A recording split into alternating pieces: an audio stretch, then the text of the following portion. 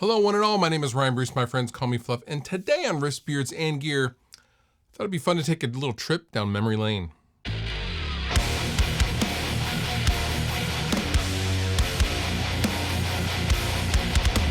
So I was having a conversation recently with a friend of mine that I hadn't seen in a really long time, like over a decade, and we were talking about some of the videos we used to share, and that got me down a rabbit hole of a lot of the really influential early OG YouTube guitar related videos that really influenced me and had a huge impact on this channel. And I thought I would rewatch some of them for fun and kind of react to them with a fresh set of eyes. So the first video I have to bring up is the metal/rock Mesa Boogie Dual Rectifier Ola Englund video. Now, to give you some context, this was 14 years ago. So this was March 2010. Now, Guitar YouTube in 2010 was a wild, wild place, and no one was really doing high quality audio to this level at all. Really, it was big budget things, and then you had camcorder video, really. Most of the videos that you saw that were guitar related or guitar nerd related were just, camera audio.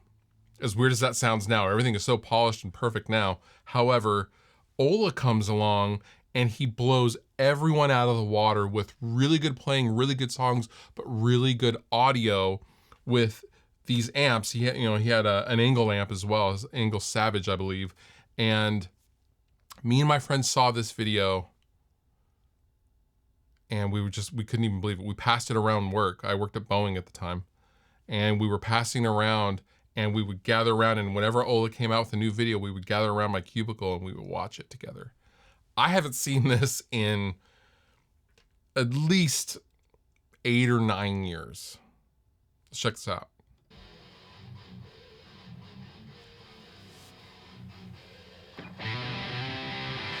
Oh man.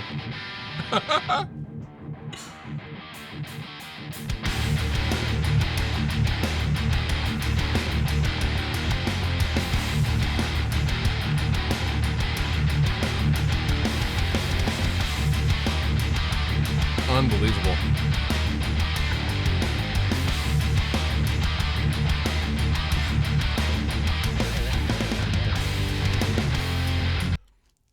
This still sounds so good. This right here is why Ola is still the king, and he's the GOAT, and it really all comes back to him, in my opinion. He got us, he started a million channels. Honestly, I was one of them. Seeing Ola do this, man, I'm really in the headspace now of watching it for the first time back then. He's in his apartment making these videos, and that to me said, well, if he can do it, I can do it. I wanted to do it. I really wanted to try it. Oh man, this is incredible.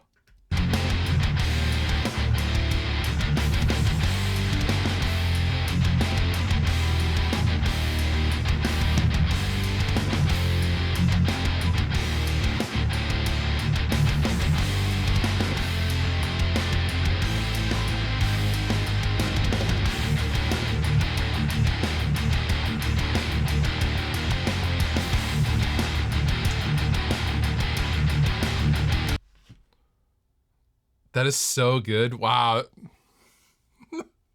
Really brings me back. Unbelievable. So if we start at Ola, the next stop logically has to be Mr. Keith Merrow. Keith was just the technically superior player. Even now, I would argue that he is the technically superior player in just the guitar musician guy game. He really was able to cherry pick the best parts of like death metal, the death metal genre, and he was just able to cherry pick the best parts of really heavy extreme music and combine them into his own style, in my opinion. And let me tell you, back in March of 2012, this Rhodes video was absolutely mind-blowing. I haven't seen this in a long time, but the Rhodes Colossus was also like, had all the buzz. It was Kyle's first amp, and that's all you saw if you were looking for it. So yeah, Keith Merrow, Rhodes H100 amp test.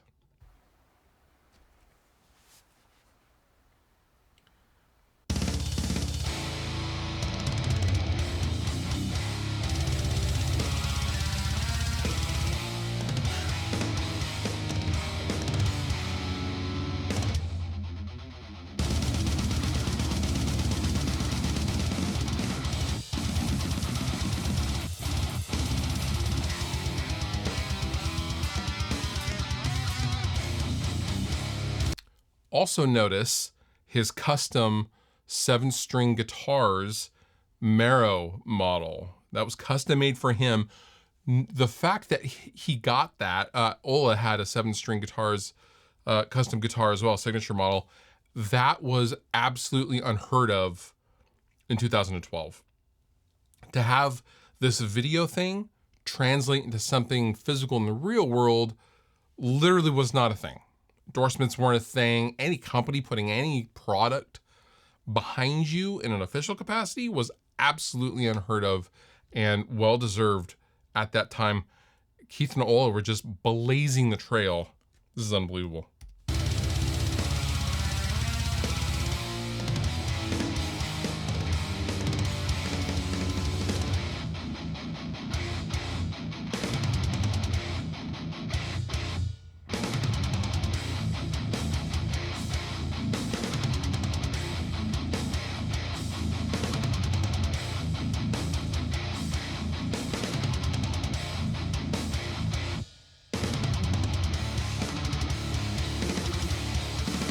So clean, so heavy, so just absolutely filthy. Wow, this really, really, really brings me back. Amazing. All right, so this next video was really what convinced me that digital could sound as good as an amp in a recording situation. Now, that is still argued today. However, at this time, David Ackerland posted this video of the Line 6 Pod HD Pro, and I couldn't believe how good this sounds. I remember this sounding really, really good. I hope it still sounds good. But we're going to talk about something. This was a pivotal video for me in one really big way. But first, let's go ahead and get into the video. I remember this thing sounding really good.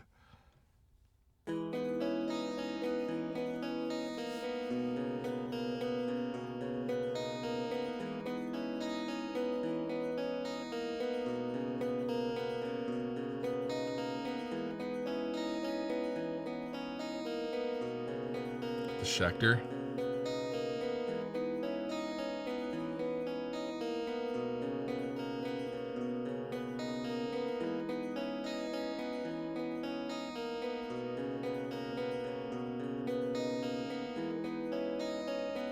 Long intro.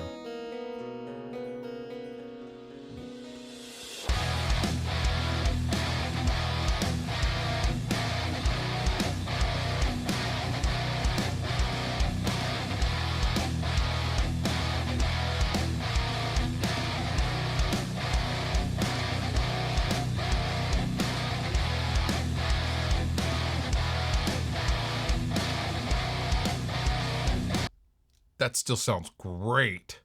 Oh man. The Pod HD Pro. I have one sitting in the box right outside that door, but they don't, the software doesn't work with it anymore. I might still make a video with it.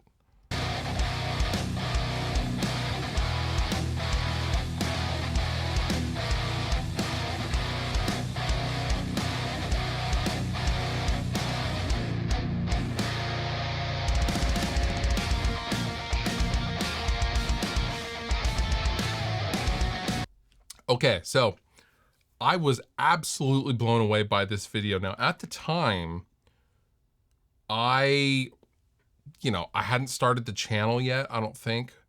Okay, February 2012, I had started the channel. I was basically a year into trying to find my way into this weird YouTube thing. However, this video changed a lot of things for me personally, and I am not calling him out now. I am just restating history, and I get it. But I reached out and emailed David at the time, and I asked him how he got that guitar tone. And he wouldn't tell me. He was like, no, it's my, I can't remember how he worded it. He said something to the effect of like, oh, it's just, it's my studio secrets or whatever, to which infuriated me. And from then on, I was like, you know what? I'm gonna learn all the secrets, and then I'm gonna tell everybody. I'm gonna tell everyone how to phase microphones and load impulses and all that kind of stuff. And that really changed the course of the channel from check out I'm doing a riff thing on an amp to, well, maybe we can kind of educate a little bit. And I have to thank him for that, because it really drove me. Oh man, this video still sounds great. So next video is by Chris. Chris now it works a lot with Toman. He's still posting videos, and I saw him at NAMM, and I mentioned this video, which I have not seen. Oh man, 2009. I haven't seen this video in over 10 years, but this was another really good sounding rectifier. I keep searching rectifiers, right? I was still a rectifier nut back then. And this really stood out.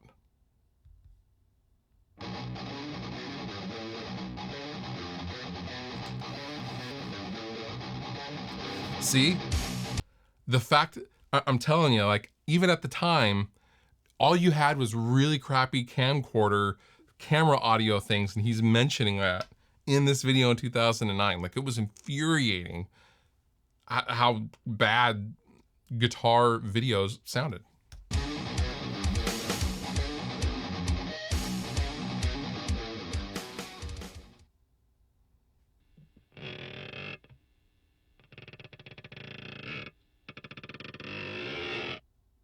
Hi. Why don't we do it in the road?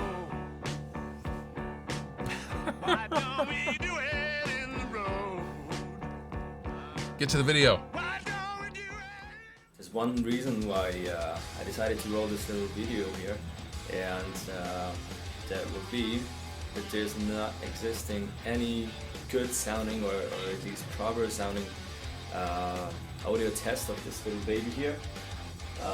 Some Mess Boogie triple rectifier, 3-channel version, absolutely normal, out of the box, no modifications and stuff.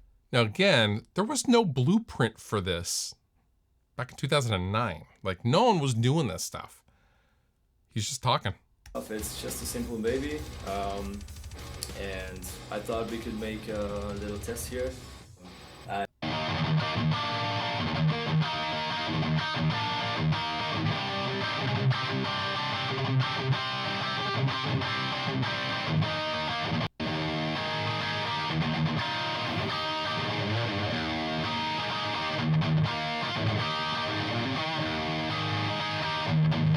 This video still sounds great. It still holds up. Nicely done, Chris. Oh man, this really brings me back. Because this was like one of the only clips you had of like a 3-channel triple rectifier that sounded decent. So next we have How to Get Endorsed in the Music Industry by Rob Chapman. Now, Rob posted this 2008. Now, I didn't find Rob until about 2010, 2011, right around the time I found Ola. And he was the guy that was working with big companies. He was the guy that was working with Orange at the time. And he was one of their demo guys. So he would be the guy at NAMM playing and demoing the amplifiers that were coming out at that time. And he had a string endorsement and stuff. And like, it was crazy. And he had a forum on his website that a lot of people visited. And no one was doing that at the time. Fierce. This is the information that you want to know. Warning, subjective content. I get mailed these 2 questions every single day, and it's time to answer them. This is covert, secret, crazy knowledge that no one talks about, and I'm going to talk about it because I'm the Monkey Lord. How do I get endorsed? This video will either change your life or leave you feeling dry raped. Dry raped. Dry. Chappers, help. I'm a musician. I need things. Where do I get things from? Things cost money. I don't have any money. What do I do to get things without paying money? Yes, you see, it's a fact. Guitarists love the gear as much as they love playing the gear. My friends, the answer is simple. Step 1. Write a list of the companies you want to be endorsed by. Step 2. Visit those companies' websites and look up the criterion for endorsement. Step 3. Gather those criterion. Step 4. Get your endorsement. It really is as simple as that. Let's take a think now. Let's take a think. What do companies want? What do they really want? They want money and money. That's what they want. They want money. And how can you get that? So at this time, no one was talking about endorsements or the business side of getting to that level once we got to that level, or if you could even get to that level. And Rob was one of the first guys talking about that stuff. And amongst all of his other content, he had a lot of lesson stuff at this time. And he was in like his small apartment. And yeah, Rob was the dude. Okay, next. Speaking of Orange, 2010, the other demo guy was Doug Doppler. Hey, I'm Doug Doppler, and on behalf of Orange Amps, I'd like to welcome you back to the 2010 video series. Look at In Doug. this video, we're going to be checking out the brand new TH30 amplifier and the Thunderverbs. These amps are currently available in 4 configurations, and the brand new 30-watt TH30 comes as either a head or, in this case, combo. The combo is loaded with a Celestion G12H, that's a 30. Waiting for him to whip out the ShamWow. Shout out to Doug.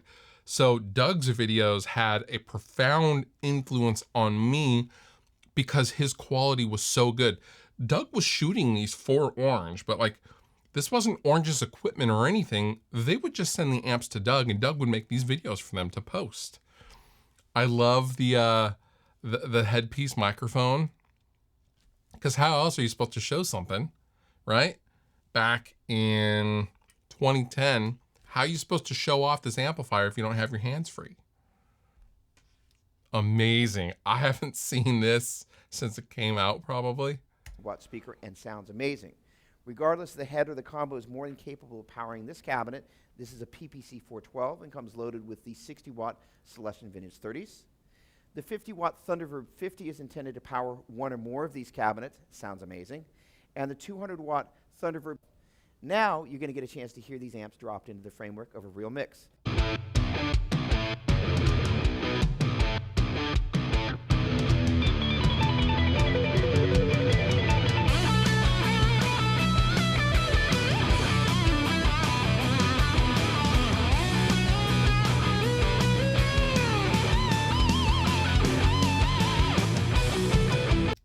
I also want to point out that this is bonkers video quality for 2010. You just didn't see this. Really, really cool. All right, last video. I have to go to the early Periphery videos. Not even that early, because I know Bulb was posted in like 2007, 2008. However, this video and all of like the making of videos had a massive impact on me, because it was really, you know, you can do everything at home. You don't have to be at a giant recording studio. Look at young Nolly. Oh my goodness. Look at little baby Nolly. Oh man, I cannot wait to watch this. What are we doing, Knowles? Tracking bass. All right, Take 1. take 1.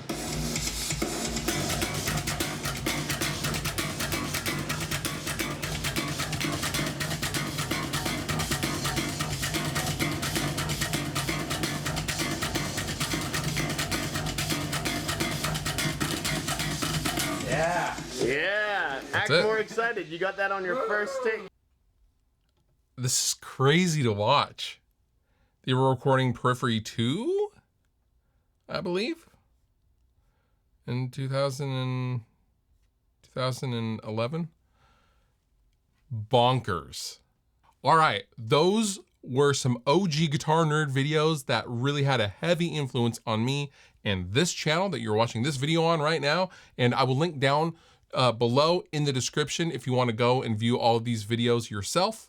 And while you're down there, please consider clicking that subscribe button for the support this channel. And with that, you've been wonderful. I've been Fluff. Thank you so much for watching. I'll see you next time.